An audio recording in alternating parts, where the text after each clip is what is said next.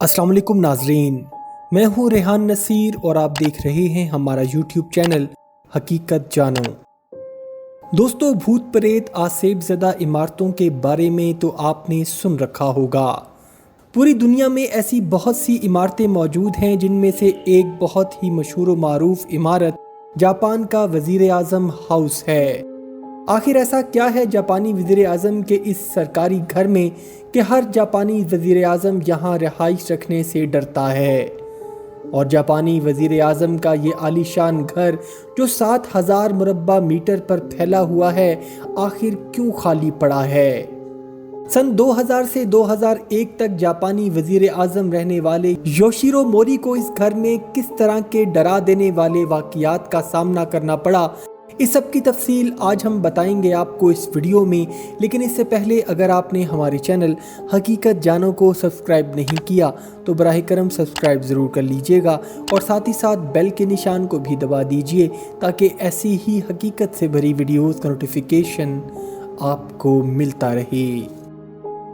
दोस्तों, जापान के वज़ीर आज़म हाउस को कंटाई कहा जाता है और इसकी तामीर 1929 में मुकम्मल हुई, जिसका डिज़ाइन एक अमरीकी आर्किटेक्ट फ्रैंक लॉयड राइट ने बनाया था। ताहम ऑफिशियल वेबसाइट के मुताबिक इस इमारत का आर्किटेक्ट मोराई शिमोमोटो एक जापानी था। जापान टाइम्स के मुताबिक सन 2002 में इस इमारत की तामीर नौ की गई, जिस पर 8.6 अरब येन की लागत आई। टोक्यो के नागाटाचो डिस्ट्रिक्ट में वाक़ इस इमारत को 2005 में वज़ीर आज़म हाउस का दर्जा दिया गया। जापान के वज़ीर आज़म हाउस की 5 मंजिलें हैं। इतनी आलीशान इमारत होने के बावजूद जापान के वज़ीर आज़म माजी और ज़माने हाल में इस इमारत में रहने से क्यों डरते हैं। आखिर इस इमारत में ऐसा क्या है कि हर जापानी वज़ीर आज़म यहाँ पाँव रखने को भी तैयार नहीं। दोस्तों, जापानी वज़ीर आज़म की इस आलीशान इमारत में रहाइश ना रखने की असल वजह इस इमारत का आसेब ज़दा होना है। साबका जापानी वज़ीर आज़म योशिहिदे सोगा ने भी जब हल्फ उठाया तो उन्होंने प्राइम मिनिस्टर हाउस में शिफ्ट होने से साफ इनकार कर दिया और उसके बाद मीडिया पर ये खबरें गर्दिश करने लगीं कि वज़ीर आज़म का वज़ीर आज़म हाउस में रिहाइश ना रखने की असल वजह इस घर का आसेब ज़दा होना है। सन 2000 से 2001 तक जापान के वज़ीर आज़म रहने वाले योशिरो मोरी माजी में ये एतराफ़ कर चुके हैं कि जब वो इस रिहाइश गाह में मुकीम थे तो एक रात उनको घर में फ़ौजियों के मार्च करने का शोर सुनाई दिया। आवाज़ आहिस्ता आहिस्ता ऊंची होती जा रही थी और ऐसा लग रहा था कि वो फ़ौजी मार्च उनके बेडरूम की तरफ आ रहा है। जब उन्होंने उठकर दरवाज़ा खोल कर देखा तो वहाँ कोई भी नहीं था और आवाज़ एकदम से ख़त्म हो गई। बाद मीडिया रिपोर्ट्स के मुताबिक इस घर में उन्होंने किसी बदरू को चहलकदमी करते भी देखा है।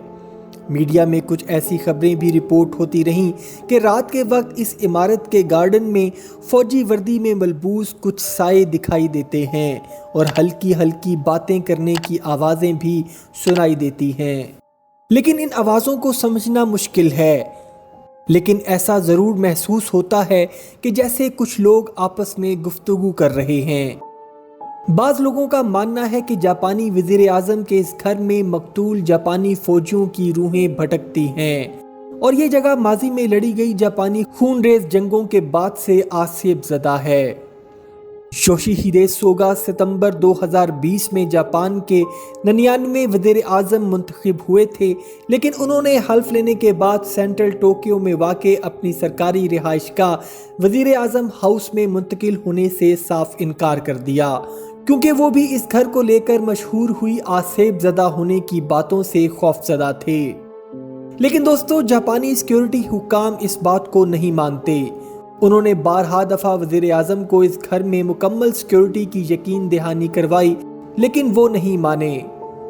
दोस्तों, ये सिर्फ अकेले वज़ीर आज़म नहीं बल्कि कई दहाइयों से बहुत सारे वज़ीर आज़म इस घर में रिहाइश रखने से इनकार कर चुके हैं। जापानी वज़ीर आज़म हाउस की देखभाल पर सालाना 160 मिलियन येन के अखराजात आते हैं, लेकिन ये 2007 से मुकम्मल तौर पर खाली पड़ा है। دوستو اب آتے ہیں اس عمارت کی تاریخ کی طرف کہ کیا ماضی میں اس عمارت میں کچھ ایسا ہوتا آیا ہے کہ جس کی وجہ سے یہ عمارت آج سیب زدہ ہے اور یہاں کسی کی روحیں بھٹکتی ہیں۔ تو دوستو تاریخ میں اس عمارت سے جڑے ہمیں بہت سارے دلخراش واقعات ملتے ہیں جو اس کے آسیب زدہ ہونے کی وجہ کو ثابت کرتے نظر آتے ہیں۔ مئی 1932 میں جاپانی بحریہ افسران کے 11 رکنی گروپ نے جاپانی وزیر اعظم سوجوشی اینوکائی کو ناکام بغاوت کے بعد اسی عمارت میں قتل کر دیا تھا۔ اس کے 4 سال بعد 1936 میں دوسری فوجی بغاوت ہوئی اور اسی عمارت میں کیبنٹ ممبران اور سرکاری افسران کو قتل کیا گیا۔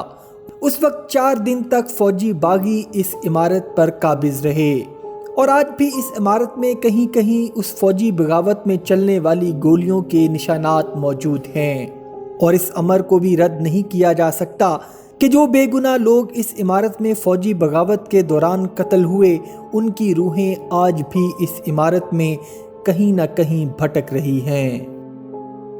امید کرتا ہوں ناظرین آج کی ویڈیو آپ کو پسند آئی ہوگی۔